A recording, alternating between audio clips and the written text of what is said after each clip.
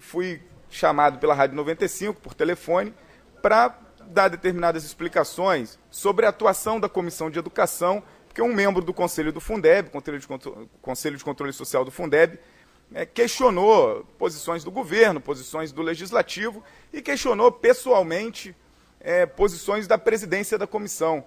Então eu fui prontamente, e quando os meios de comunicação me chamarem para dialogar e para prestar esclarecimentos, eu estou sempre à disposição, apesar de ter divergência com determinadas figuras da comunicação social da cidade, mas eu sempre estou disposto a dialogar com eles.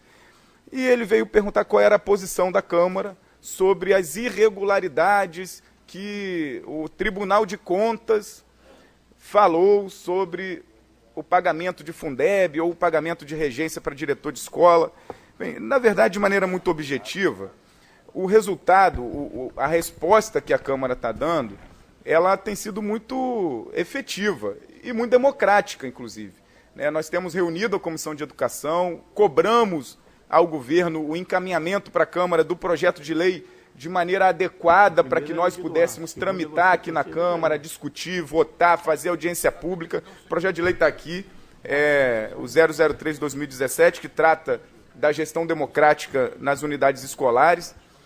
Fizemos uma audiência pública aqui, que foi solicitada pelo vereador Júlio César, presidida aqui por ele, que estava extremamente representativa, 10 vereadores, um plenário lotado por representantes tanto de diretores quanto da categoria dos profissionais da educação. A Secretaria de Educação estava aqui, o staff do secretário estava aqui também. Então foi um debate muito saudável e agora o projeto já tramitando, foi lido ontem, já está tramitando na Câmara, os vereadores já encaminhando as suas emendas. Eu e o vereador Márcio vamos hoje definir aqui o relatório da Comissão de Educação, outras comissões já encaminharam os seus relatórios. Então o projeto está tramitando, a resposta ela não é retórica, é uma resposta prática, é uma resposta efetiva, porque a aprovação desse projeto e a execução do projeto a partir da data de publicação, que eu espero que seja breve, soluciona um dos problemas, que é a questão da divergência do pagamento de diretores com regência de classe. Então a gente soluciona isso, o projeto foi construído de maneira coletiva, pelos próprios profissionais, pelos próprios diretores, então isso é uma coisa. A segunda coisa importante, que dialoga com o terceiro ponto, é que, eu não sei se todos acompanharam, que apesar de todos os noticiários nacionais, que o cenário político está uma terra arrasada, nossa região e os municípios da nossa região estão sofrendo com as denúncias, com as delações, com as investigações, e de uma maneira mais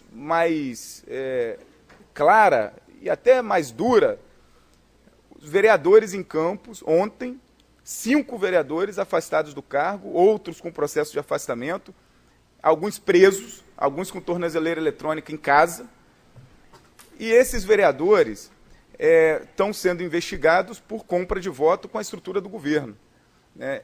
Agora, a justiça, que hoje tem sido muito alardeada e tem se tornado paladino aí das boas práticas, que, na verdade, eu acho que vai chegar no judiciário também todas essas investigações, está nos governos, está nas empresas, está nos tribunais de contas, também vai chegar no judiciário, eu não tenho dúvida, no Ministério Público, porque as relações elas sempre foram relações muito obscuras. É preciso que se traga à luz como elas eram feitas. Agora, o judiciário em Campos, por exemplo, e eu tenho acompanhado muito de perto, porque tem um amigo que é filiado ao Partido dos Trabalhadores, foi candidato a vereador, fez 2.000 votos em Campos e gastou, numa campanha, R$4.000 para você conseguir 2.000 votos em Campos. Não é fácil, a campanha em Campos ainda é muito mais delicada que a campanha em Macaé, muito mais disputada e muito mais confusa, visto todo esse cenário. O Alexandre Lourenço, ele está na expectativa da justiça tomar a decisão correta, que é anular os votos dos vereadores que estão condenados pela justiça. É a anulação dos votos, não é a convocação dos suplentes, porque aí continua o mesmo problema. Os votos que foram adquiridos por compra, por conta do chequinho, que é a Operação Chequinho, usava um cheque popular cidadão da prefeitura para conseguir voto.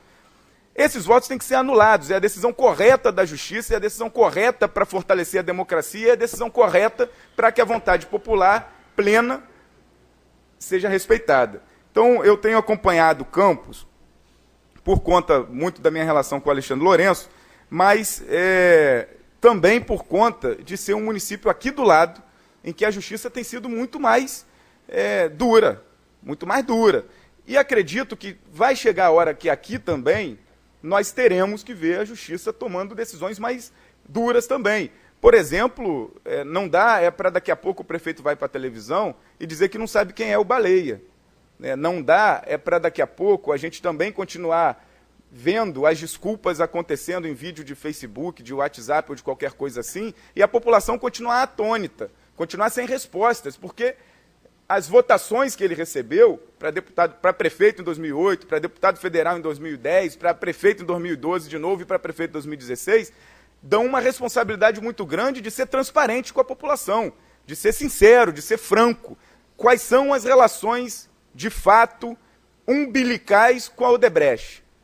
Quais são? Não é apenas acabar com o esgoto lançado na Lagoa de Imboacica, porque em vários outros setores da cidade o esgoto continua e a Odebrecht já está cobrando. Então, as relações elas são confusas e a cada dia a população se cobra mais respostas. Nós aqui precisamos fazer essas cobranças. Nós aqui precisamos também entender o que está acontecendo. Mas o que eu acho que dialoga com todo esse cenário, e aí eu queria aqui registrar o Bará Sérgio Brito, meu companheiro filiado dos Partidos dos Trabalhadores, e foi eleito no último final de semana presidente do PT aqui em Macaé, com 93% dos votos dos filiados. Tivemos 3 chapas disputando a direção local. E o partido tem vivido um processo nacional de renovação das suas direções. O Congresso Nacional vai ser em junho.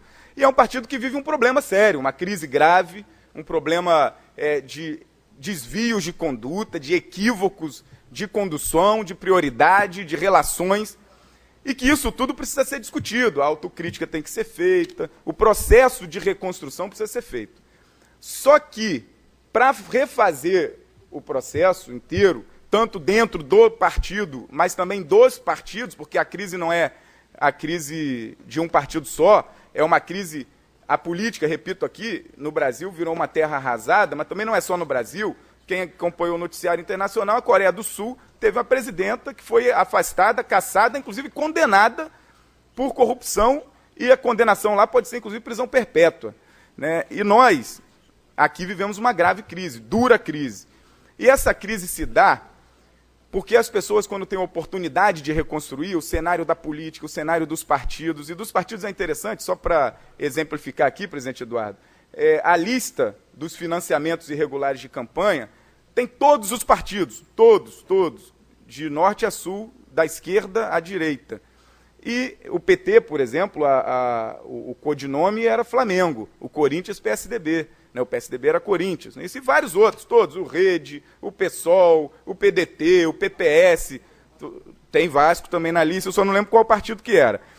E isso se dá porque no momento da gente assumir as nossas posições, inclusive quando ganhamos eleições, nós estamos com receio de fazer a travessia dessa terra arrasada para que ela seja algo melhor. Isso se dá quando a gente se posiciona, e acho que é legítimo todo posicionamento, quem é governo, quem é oposição, quem é independente, porque são posições legítimas e são necessárias à democracia. Agora há pouco a gente estava dialogando ali, antes de começar a sessão, tem gente que ainda não entende como que é feita a democracia. É preciso que todo mundo se posicione, por isso tem liderança de governo, por isso tem liderança de oposição, por isso tem gente que se posiciona independente. Não é para ser cego ao que o governo manda ou ao que o governo ou o que a oposição quer. Não, é para construir a democracia, é para refazer essa terra arrasada. Enquanto ninguém se posicionar, continua quem está posicionado dando conta de resolver e tem resolvido errado. Eu fui, no último período aqui, o vereador Igor foi líder de oposição, eu fui independente a maior parte do tempo, na reta final do mandato que eu me posicionei de maneira clara numa bancada, num bloco de oposição. Mas fui independente por ter divergências programáticas sobre o que estava sendo posto, a maneira que estava conduzida a oposição. Mas acredito que é necessário para a política que as pessoas se posicionem. E não é aquela bobagem, mas é a velha política. Que velha política, gente? Tem que ter lado, tem que ter posição, tem que ter clareza. Quem é independente tem que dizer, eu sou independente por causa disso, disso e daquilo, porque eu acredito que sendo independente eu vou melhorar essa e essa política. Mas não dá para ser independente para fazer cócegas no prefeito e para depois dar algum sopro aqui no plenário, fingindo que está atendendo a população. Não estou dizendo que ninguém aqui faz isso, mas estou dizendo que isso é ruim. A minha postura de independente no mandato passado não foi dessa forma. Quando eu assumi uma postura de ruptura com o governo, eu não dialoguei mais com o governo. E assumi minha posição aqui. Então, para melhorar a política, para concluir aqui, presidente... Eu só me desce. De uma parte, presidente. Só para lembrar que algum dia no mundo Hitler foi nova política. Algum dia no Brasil Collor foi nova política. E foram concepções, certo, Marcos, que esse nova política ou velha política é muito discriminatória, né? Eu acho que a intenção é o compromisso público, né? Independente de velho ou novo. Na verdade, eu penso que o conceito nova política, ele foi tomado por marketing, né? Tem gente que acha que é dono da nova política, tem gente que acha que cria partido novo e que não consegue ganhar a eleição e acha que é dono da nova política porque criou um partido novo. Está errado. A nova política se consiste em você reconceituar as suas próprias posturas na construção da política e em disputar a política para que ela seja diferente. Não dá para a gente achar que vai ser nova política porque eu tenho um partido, porque eu sou filiado a um partido que não tem presidente da República, que tem 5 deputados, que tem 2 vereadores. É muito ruim, porque a gente não conceitua. Isso é ruim para a política. E o problema, hoje, que eu entendo que o Brasil está enfrentando, é porque virou um vazio completo. O que é esquerda não sabe o que é esquerda, o que é direita não sabe o que é direita, o que é centro não sabe o que é centro, e virou uma grande negociata de quem pode ter mais vantagem ou menos vantagem. Isso é ruim, e foi isso que deu zebra nessa nova república a partir da Constituição de 88, e que eu acho que está em xeque. A república está em xeque. E, para concluir, eu vou concluir dialogando diretamente com o que o presidente pontuou. Quando a gente não entende o papel do que é oposição, do que é situação e do que é ser independente, a gente volta a flertar com o autoritarismo e volta a flertar com os estados totalitários, porque esvazia tudo, fecha os parlamentos, acaba o debate político e, infelizmente, a gente vai voltar aos tempos que nós não gostaríamos de ditaduras. Estamos quase lá. E muito desse papel é por conta desse discurso vazio, de que um novo precisa ser aquele que não se posiciona. Ao contrário, o novo tem que ter posição, tem que ter clareza de país, tem que ter clareza de projeto de sociedade, tem que ter clareza de postura na disputa política e qual o papel que ele quer cumprir.